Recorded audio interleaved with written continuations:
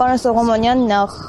սկսենք նրանից, որ ձեր կարծիքը ինչպիսին է այս ամենի վերաբերյալ։ Սա դրսևորումներից մեկն է, որը կոչվում է քայլ առաջ դեպի բռնապետություն։ Այսինքն ռեպրեսիաները շարունակվում են։ Այո, ռեպրեսիաները շարունակվում են, բռնաճնշումները, որովհետև առաջիկայում կարևոր իրադարձություններ են սպասվում եւ դրա հետ կապված ինչքան քիչ խոսացող մարդիկ լինեն, ինչքան շատ վախեցող մարդիկ լինեն, այնքան այս իշխանությունների օգուտն է։ Առաջիկայում ինչ է սպասվում։ Առաջիկայում սպասվում է սահմանադրական դատարանում քննություն։ Քննություն կապված Բարգավաճ Հայաստան կուսակցության ձայների ճանաչման հետ, քննություն կապված ընդհանուր ընտրությունների արդյունքները չեղարկելու հետ եւ այլն։ Սա մեկ։ Բայց որ էլ ավելի վտանգավոր իրադարձություն է սպասվում, կապված է Ալիևի կողմից Հայաստանի Հանրապետությանը այսպես կոչված նոր սահմանադրություն պարտադրելու հետ, որը արվում է Նիկոլ Փաշինյանի ձեռամբ եւ այդ գործընթացի դեմ խոսացող մարդկանց մեկուսացնում են։ Արմեն Աշոտյանին այդպես մեկուսացրեցին, Անդրանիկ Թևանյանին մեկուսացրեցին, Ավետիք Չալաբյանին են ուզում մեկուսացնել, Ալեն Ղևոնդյանին, մի խոսքով բազմաթիվ մարդկանց, որ մենք տեսնում ենք ինչ է կատարվում եւ ուզում են դրանով Հայաստանի շահերի անունից խոսող մարդկանց, ժողովրդին ճշմարտությունը պատմող մարդկանց, այս իշխանությունների Ալիևյան էությունը ներկայացնող մարդկանց բոլորին այդպես մեկուսացնել։ Բայց առնվազն սպասելի չէր հաշվի առնելով այն հանգամանքը, որ Փաշինյանը սպառնալիքի լեզվով էր արդեն խոսում, որ բոլորին բռնելու է, բանտերն է լցնելու եւ նմանատիպ, մոտավորապես նմանատիպ այլ խոսույթով էր հանդես գալիս։ Դեք իհարկե սպասելի է։ Ես էլ տանը ասել եմ, երեխեքին էլ ասել եմ, որ ամեն պահ կարող են գալ ու գիտեք, մի տեսակ sense բան իրավիճակ է, որ նույնիսկ երեխաները արդեն մտածում են, ասում են ոնց որ շատ քմծիծաղով են նույնիսկ վերաբերվում, որ մարդը կարող է լինել օրինապահ քաղաքացի, հայրենիքը սիրող, հայրենիքի համար պայքարող, չլինել հանցագործ, բայց իրեն այդպես հանցագործի պիտակ փակցնեն եւ տանեն։ Ի վերջո պատմությունը անցնում է, ժամանակը անցնում է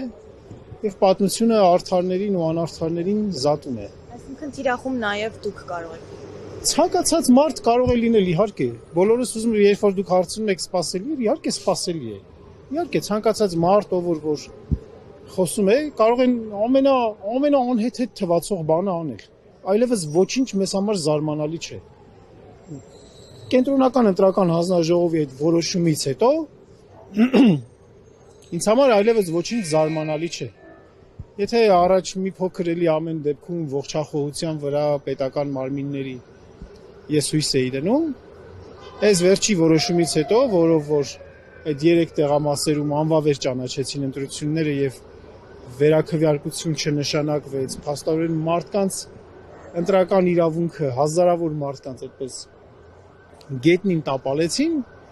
դրանից հետո ոչինչի վրա չեմ կարող զարմանալ։ Կարող ես դու ոչինչ չասել, դու կարող ես անեկդոտ պատմել, դու կարող ես բանաստեղծություն արտասանել, դու կարող ես պարզապես ոչինչ չանել ու քո լռության հետ կապված քրեական գործ հարուցել, այնպես որ ոչ մի արտառոց բան այլևս չենք տեսնում։ Դասական բռնապետություն է, մի քիչ մեթոդները, ձևերը այդպես փորձում են էլի օրենքին հղում տալով, այդպես, բայց էությամբ Ստալինյան վարչակարգն է։ Սպասելիքների մասին խոսելով ինչ եք կարծում Փաշինյանի իշխանությունը կկալանավորի, թե ամեն դեպքում այս անգամ բարեհաճ կգտնվեն։ Գիտեք, Փաշինյանը, եթե ուշադիր եք եղել, խոսում է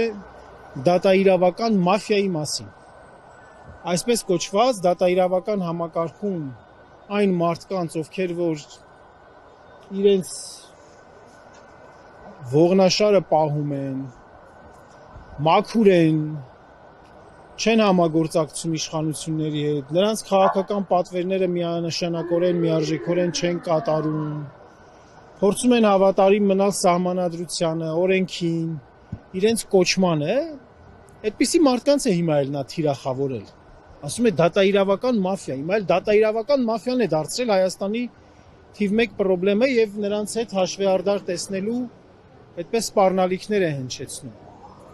Հիմա այդ խոսքերը, որ մենք այլ տեսանկյունից ենք նայում, հասկանում ենք հետեւյալը, որ այդ մարդիկ իր ասած այդ մաֆիան ընդհակառակը հենց օրենքով, սահմանադրությամբ եւ բարեխղճությամբ իրենց խղճով առաջնորդող մարդիկ են։ Եվ հիմա մենք ապավինում ենք այդպիսի մարդկանց ողջախոհությանը եւ մեր հույսը նաեւ կապված է այսօրվա դատական գործի հետ, որպեսզի տեսնենք խափանման նախ այս շինծու գործի հետ կապված գոնե խափանման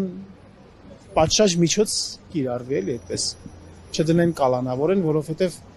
քննչական կոմիտեն կալանավորելու միջնորդություն են ներկայացրել։ Քննչական կոմիտեն մենք տեսնում ենք էլի ինչպես է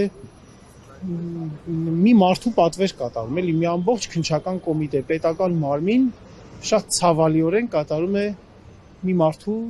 քաղաքական պատվերը, ցավոք։